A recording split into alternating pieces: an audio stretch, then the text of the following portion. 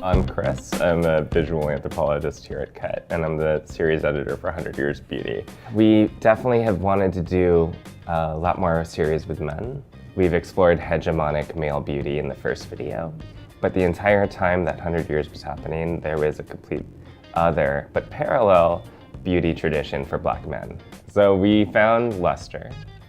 Not only is he incredibly handsome, but he's also just a sweet, nice guy who's an incredible musician. He's a father. I think we all learned a lot about how precise and scientific it can actually be to execute some of these hairstyles.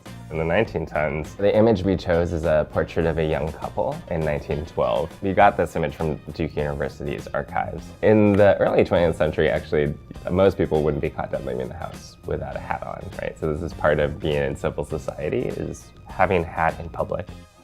Okay, so in the 1920s, we modeled Lester after William J. Powell Jr.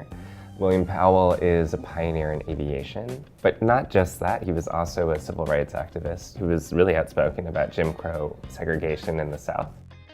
In the 1930s, we modeled this look after Donald Sheffield Ferguson.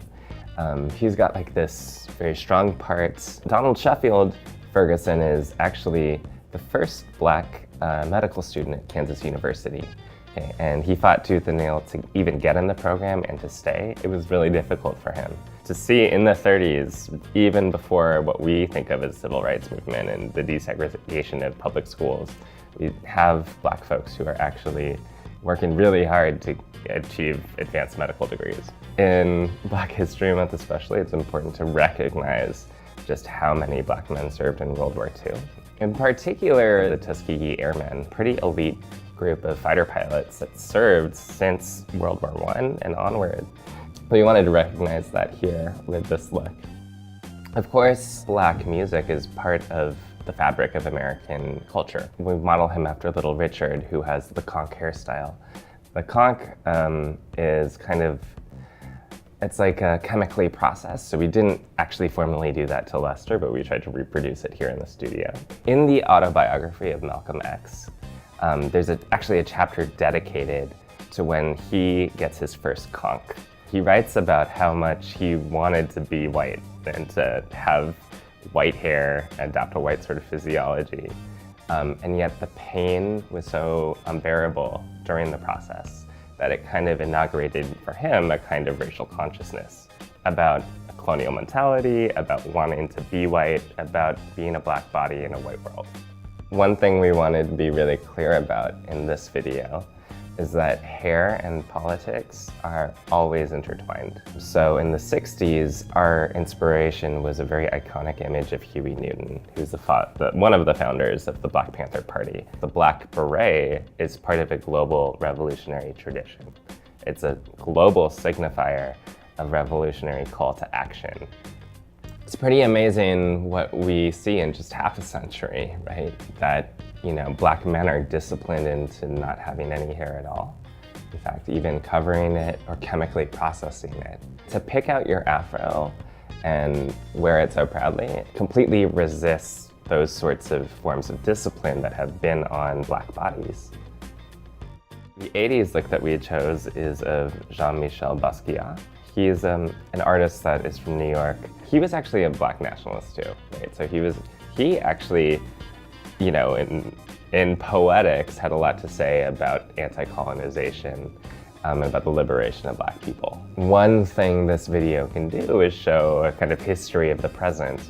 And when we see The Weeknd performing with his crazy hair, we see in his look in the present a little bit of Basquiat's essence.